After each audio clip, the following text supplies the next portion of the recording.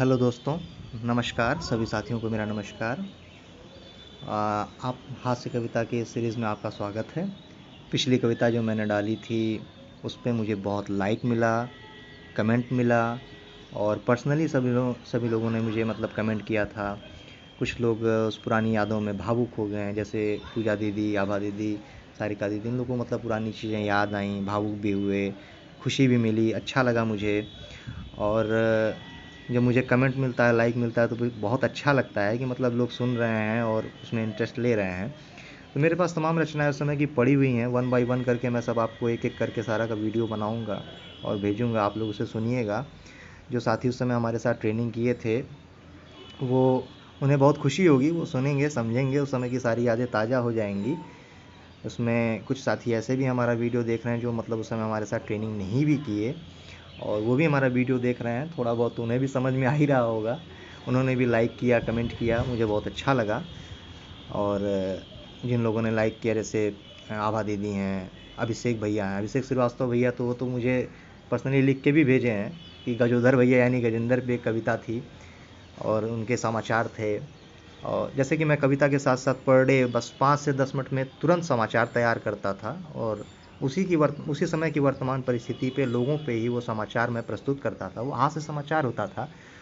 सुबह 5 मिनट लेता था मैं और वो हास्य समाचार से एक दिन की शुरुआत काफ़ी अच्छी होती थी।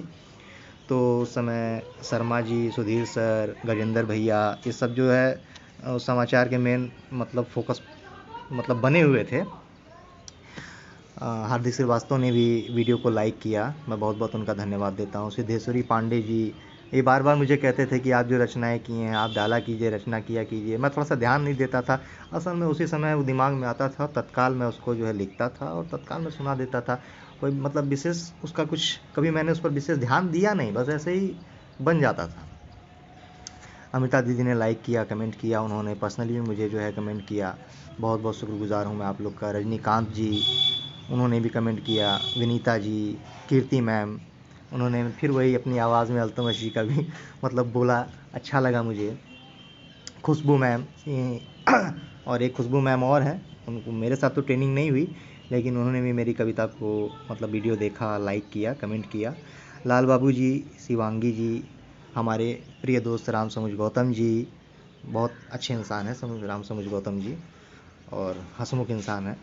सारिका दीदी, दिव्या जी, सीमा जी, उमा विश्वास जी हमारे साथ ट्रेनिंग नहीं की हैं लेकिन उन्होंने भी हमारे वीडियो को लाइक किया। नीलेश सर उस समय वो भी छाए हुए थे, उनकी टोपी बड़ी ख़ास थी, वो भी बदलती रहती थी, उसका रंग भी बदलता रहता था, वो भी इसमें इस समाचार में आएगी।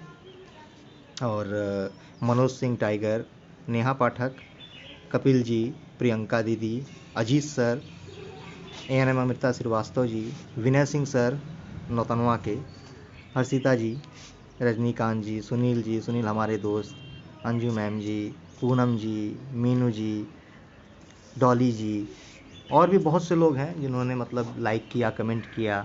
मुझे बहुत अच्छा लगा कि आप लोगों को सब ये सब पसंद आया और इसीलिए मैं अगली कविता आप लोग के सामने लेकर के आया हूँ। आज कविता नहीं है, आज वो समाचार है, वो 5 मिनट का छोटा सा समाचार जो मैं मॉर्निंग टाइम में सबको सुनाता था। तो उस समय का कंडीशन ये था, उस समय की वर्तमान परिस्थिति ये थी कि 15 अगस्त आने वाला था और 14 अगस्त के दिन जो है वहाँ पर आसपास के परिसर में साफ़ सफाई का काम होना था। सभी लोगों से कहा गया था कि आप लोग वृक्षारोपण भी करेंगे और जो घास फूस या इस तरह की चीज़ें हैं ऐसे जो है हटाएंगे। तो उसमें बहुत से लोगों ने बढ़ चढ़ कर हिस्सा लिया और कुछ लोग जो है वही पुरानी आदत, किनारे खड़े थे उनके हाथ गंदे ना हों। तो भाई बुरा मत मानिएगा। देखिए, इसमें जो भी कविता मैंने लिखी है वो उसका मकसद है आप लोगों को खुश करना। थोड़ा सा हंसिए, मुस्कुराइए। ऐसा मत सोचिएगा कि मैंने पर्सनली किसी पर बहुत ज़्यादा कमेंट कर दिया या ऐसा कुछ मेरा मकसद नहीं है। अगर इस वजह से अगर ऐसा किसी को ठेस पहुंचता है या किसी को दुख होता है तो उसके लिए मैं क्षमा प्रार्थी हूँ, मुझे माफ़ कीजिएगा। बस मेरा मकसद, कोई इंटेंशन गलत नहीं है, बस आप हंसते रहिए, मैं आपको ऐसे ही हंसाता रहूँगा। तो उस समय ये साफ़ सफाई का काम चल रहा था और उसमें सुधीर सर, गजेंद्र भैया और राजेश शर्मा जी और भी बहुत साथी सब हमारे साथ के साथ ही थे। वो उस काम में लगे हुए थे। तो आइए देखते हैं भाई, इस कविता के सभी पात्र जो हमारे साथ ट्रेनिंग किए हैं उनके लिए वास्तविक हैं, और जो हमारे साथ ट्रेनिंग नहीं किए हैं उनके लिए वास्तविक नहीं है। इनका वास्तविक जीवन से कोई संबंध नहीं है, लेकिन जो हमारे साथ ट्रेनिंग किए हैं वो तो पहचान ही जाएंगे कौन क्या है। तो आइए हम शुरू करते हैं, ज़्यादा समय ना लेते हैं। तो हेलो दोस्तों, आप सुन रहे हैं अल्तमस जी के साथ फ़नी जोक का समाचार। आगे बढ़ते हैं। कल 14 अगस्त को सर के सहयोग के साथ सभी मेहनती प्रशिक्षुओं ने घास फूस उखाड़कर कैंपस की ज़बरदस्त सफाई की।